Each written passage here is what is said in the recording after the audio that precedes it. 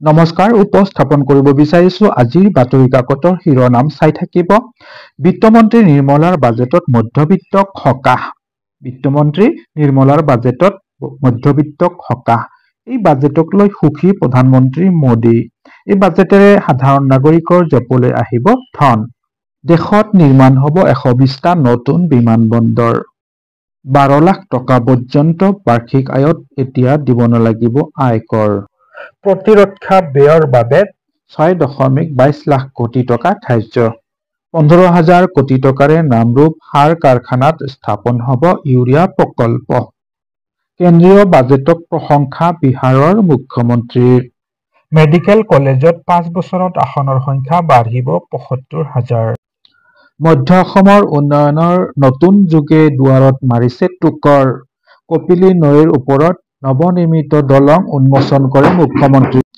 প্ৰাগজ্যোতিষপুৰ চিকিৎসা মহাবিদ্যালয়ৰ বহিৰ্বিভাগৰ সেৱাৰ শুভাৰম্ভ। Vande Bharat sleeper, Vande metro', bullet train, Jammu কাশ্মীৰলৈ নতুনকৈ সম্পূৰ্ণ হোৱা ৰেল সংযোগ। ৰেলৱে খণ্ডত মূলধন ব্যয় 15ৰ পৰা 20% বৃদ্ধি। কেন্দ্ৰীয় বাজেট 2025ক সাৰ শূন্যহীন আখ্যা কংগ্ৰেছ নেতা পি চিদাম্বৰমৰ। সংখ্যালঘু উন্নয়নৰ বাবে 3,350 কোটি টকা আবণ্টন। হ্ৰাস পালে 36 বিধ জীৱনদায়িনী ঔষধৰ মূল্য। স্বাস্থ্য খণ্ডক লৈ বাজেটত ডাঙৰ ঘোষণা। সংখ্যালঘু ছাত্ৰবৃত্তিৰ নামত ৰাজ্যত ভয়ংকৰ কেলেংকাৰী। হোজাইত উপস্থিত কেন্দ্ৰীয় তদন্তকাৰী দল। নতুন শিক্ষা পদ্ধতিয়ে ধ্বংস কৰিব শিক্ষা ব্যৱস্থা। নতুন শিক্ষা পদ্ধতিয়ে ধ্বংস কৰিব শিক্ষা ব্যৱস্থা। যুৱ প্ৰজন্মক কাকত আলোচনী পঢ়িবলৈ আহ্বান শ্বাহজাহান তালুকদাৰৰ।